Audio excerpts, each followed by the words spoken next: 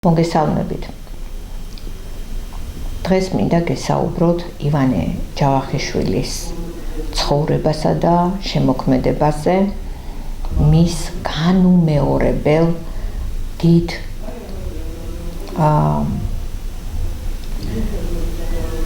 საქმეზე, საქმეებზე და იმ დიდ შრომაზე, რომელიც თავისი ცხოვრების განმავლობაში გაუკეთა მთლიანად ჩვენს შთამომავლობას და საქართველოს. იგი დაიბადა 1876 წლის 23 აპრილს, ძველი კალენდრით 11 აპრილს. იყო საქართველოს უნივერსიტეტის დამფუძნებელი, ისტორიკოსი, საზოგადო მოღვაწე, სამეცნიერო სკოლის დამფუძნებელი, ისტორიულ მეცნიერებათა დოქტორი. დაიბადა, როგორც უკვე ვთქვით, 1876 წლის 23 aprilს, ძველი კალენდრით 11 აპრილს თბილისში და მამამისი გახლდათ სამოქალაქო მრჩეველი, რომელიც სხვადასხვა დროს მსახურობდა თელავში მასწავლებლად, სამოქალაქო მრჩეველიც იყო, მუშაობდა ასევე სიღნაღში, თბილისში, გორის მაზრებში, პედაგოგ ინსპექტორად. დედა გახლდათ სოფიო ვახვახიშვილი, რომელიც როგორც იხსენებს თვითონ იყო მაღალი, ტანადი, ნაზი, დარბაისელი, მანდილოსანი, ჭკვიანი, ალერსიანი თვალები ჰქონდა მას და ხანდახან თუ გადაჰკრავდა მის თვალებს ისეთი ელვეფერი, რომ თითქოს სულში იხედებიანო და აი ეს სიღრმისეული გამოხედვა ძალიან უყვარდა დედისა ივანე ჯავახიშვილს. ალექსანდრე ჯავახიშვილი მამა ძალიან კარგად ზრდიდა თავის შვილებს, აღზრდა არაჩვეულებრივი ჰქონდათ, კითხულობდნენ ძალიან ბევრ ლიტერატურას, ეცნობოდნენ, თავიდანვე სამშობლოს სიყვარულით იზრდებოდნენ. ყველა წიგნი მოიპოვებოდა მათ ბიბლიოთეკაში. 1885 წელს ივანემ თბილისის პროგიმნაზიაში შესვლა გადაწყვიტა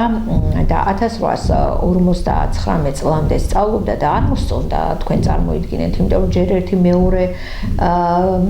კლასში დასვეს წინსწრებით, იმდენად ნიჭიერი და განათლებული იყო და უსწრებდა თავის ასაკს და მერე სწორედ აი ამიტომ რომ უსწრებდა იგი თავის ასაკს, ის პროგრამა, რასაც გადიოდნენ, მისთვის იყო უკვე უინტერესო და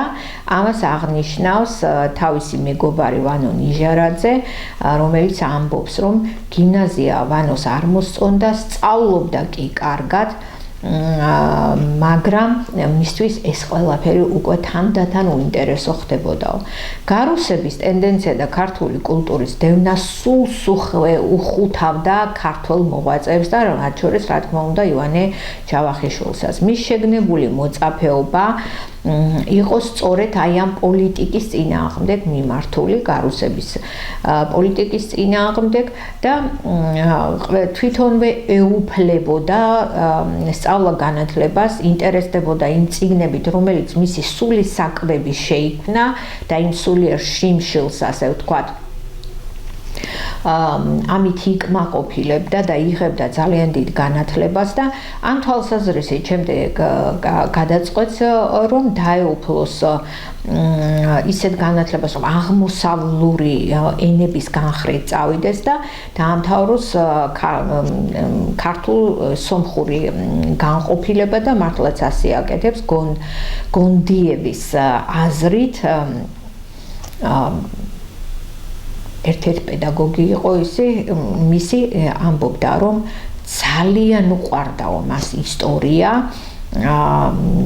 პასუხებს ეძებდა, სულ ახლებურ პასუხებს ეძებდა მასში და არ იყო ტრაფარეტული, არ იყო ზედაპირული, სიღრმისეულად იკბლებდა, ეძიებდა და აინტერესებდა თითოეული საკითხი. არ უყვარდა გაზეპირება, თუ არ გაიაზრებდა ამა თუ იმ წაკითხულ მასალას და მან დაწერა მოხსენება ანდრია მოციქულის მოგზაურობა საქართველოში, ხალხოსნური მისწრაფვა მისი ამაო აღმოჩნდა და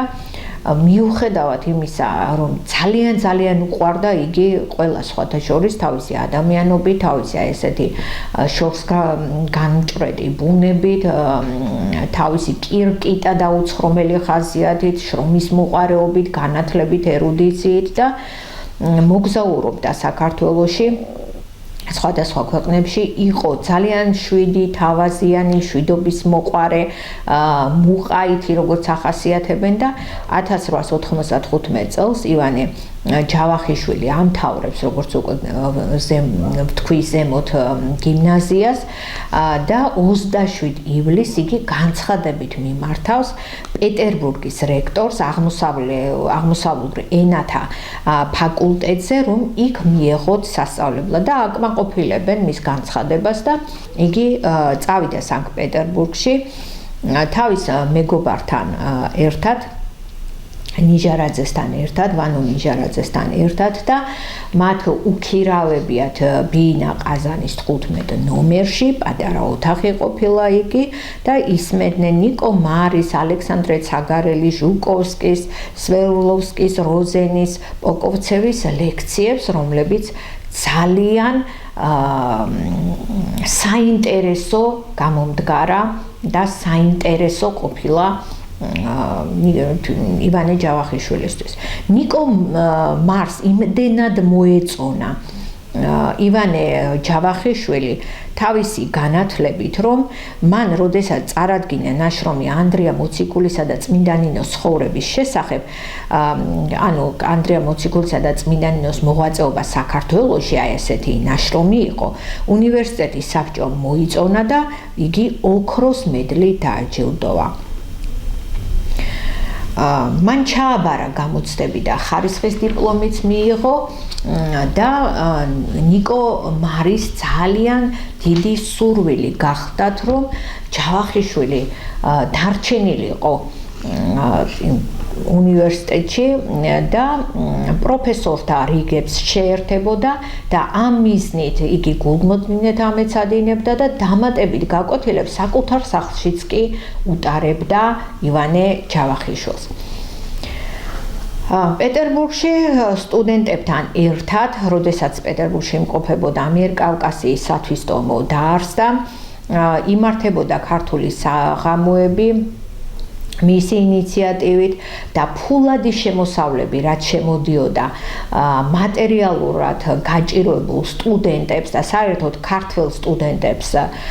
ხმარდებოდათ და იგი მართლაც დატოვეს უნივერსიტეტში და იმ დროისათვის საკმაოდ კარგი თანხა 50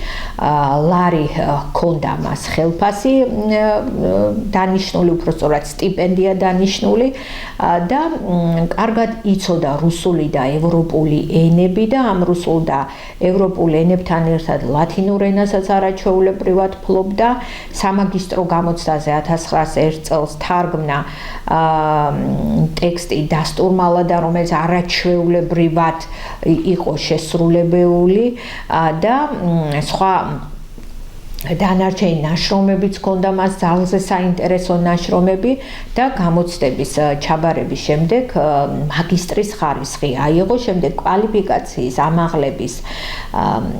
მიზნით მან საზღვარგარეთ გადაწყვიტა ბერლინის უნივერსიტეტში წასვლა და მიავლინეს კიდეც იქ და გერმანულად თარგმნა ერსტათი მცხეთელის ცხოვრება ამ შულცთან ერთად, რომელიც ასევე მთარგმნელობით მუშაობას ეწეოდა. გერმანულად გადათარგმნა და გამოიკვლია იოანე საბანიძის ჰაგიოგრაფიული ნაშრომი, ნაწარმოები და გერმანიიდან დაბრუნების შემდეგ ნიკო მართან ერთად ქართული ხელნაწერების გამოკვლევას მიჰყოფს ხელს და შესწავლას და ამ მიზნით მიდის სინას მთაზე არაბეთში და 1902 წლის 7 მაისს ნიკომარი წერდა, რომ ბევრი ფასდაუდებელი ძეგლი გამოავლინეს, განსაკუთრებით ძალზე მნიშვნელოვანი და საინტერესო იყო იოანეს ზოსიმეს კრება ითუეთა წელიწადი საითაი და ასევე სხვა ძეგლებიც სინას მთიდან, როდესაც ბრუნდება იგი რა თქმა უნდა მოღვაწეობას აგრძელებს და ლექციებს კითხულობს და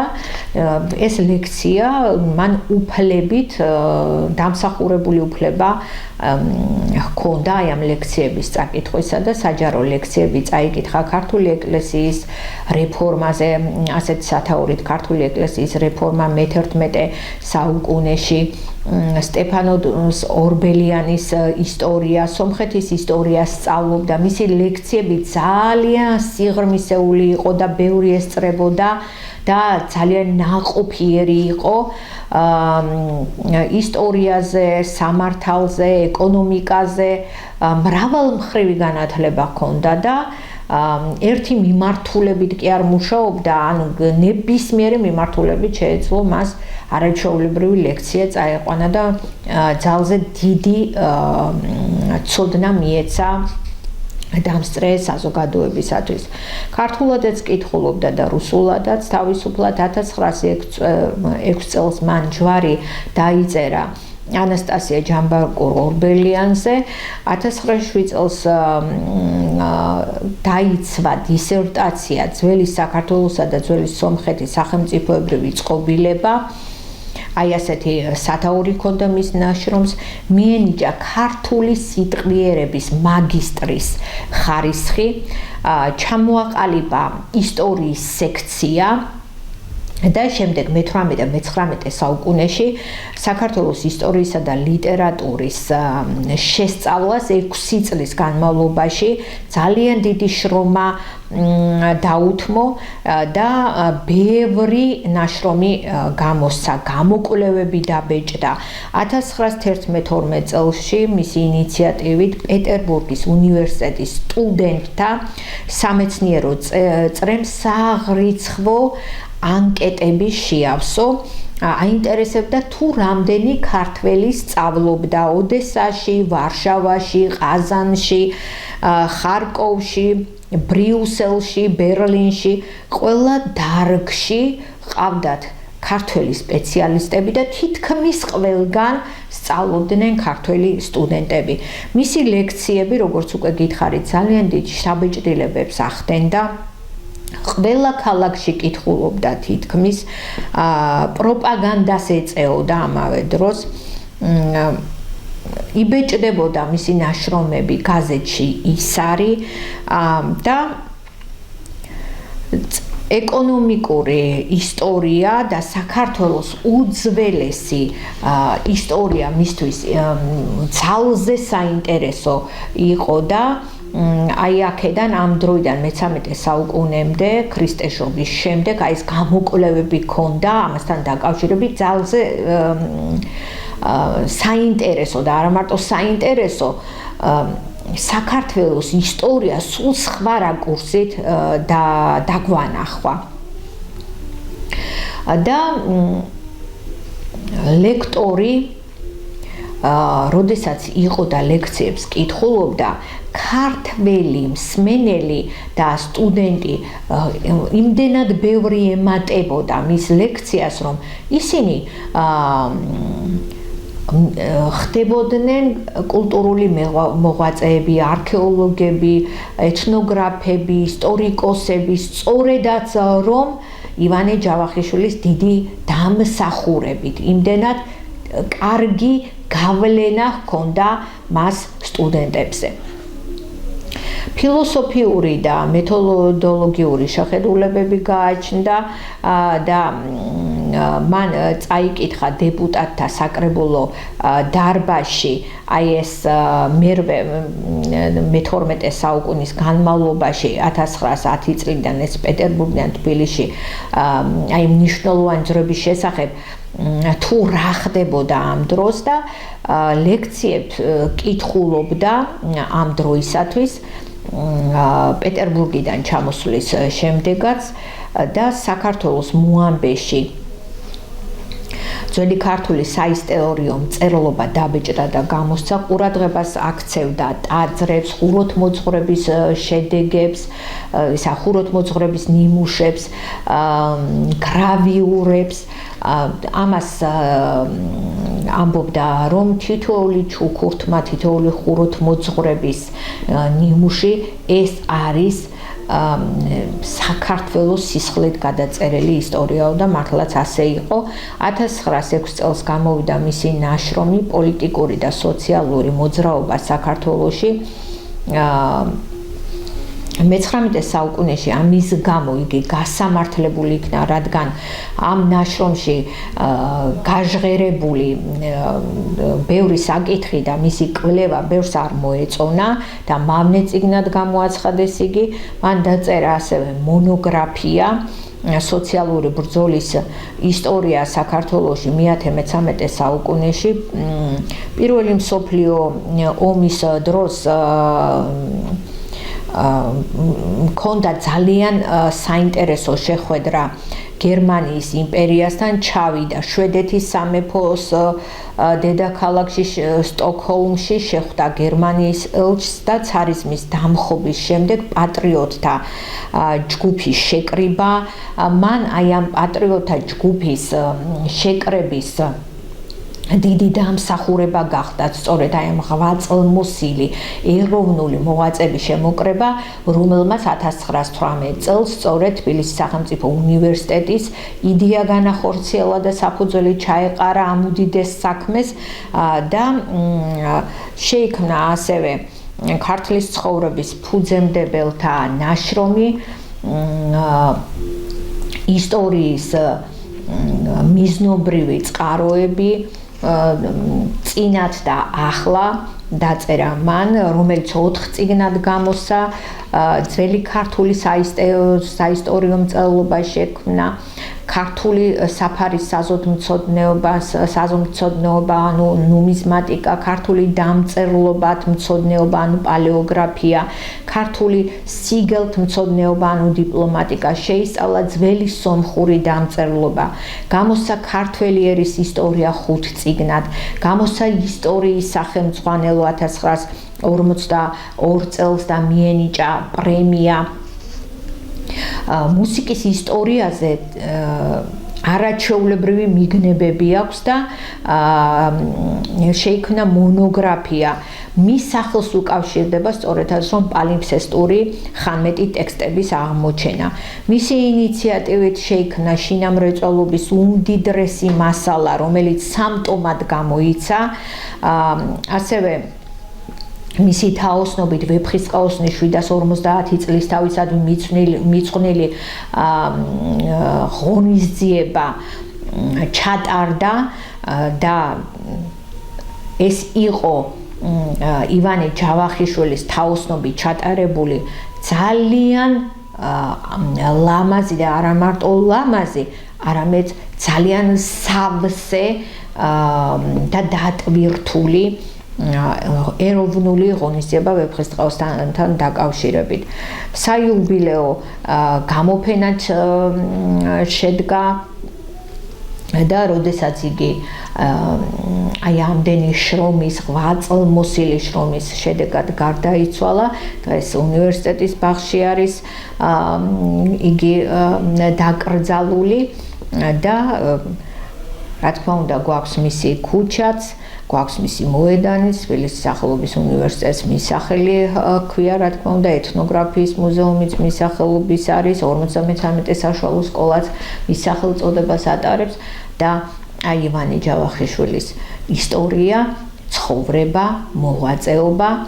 არის სწორედ რომ დასაფასებელი, რომელმაც შთამომავლებს და შთამომავლობას, მომავალ თაობას, დღევანდელობას ძალიან დიდი რესურსი მისცა, რომ ახლიდან აღმოეჩინათ საქართველო თავისი ეროვნული კულტურული მემკვიდრეობით. უღრმესი მადლობა, კარგად ბრძანდებოდეთ. ნახვამდის.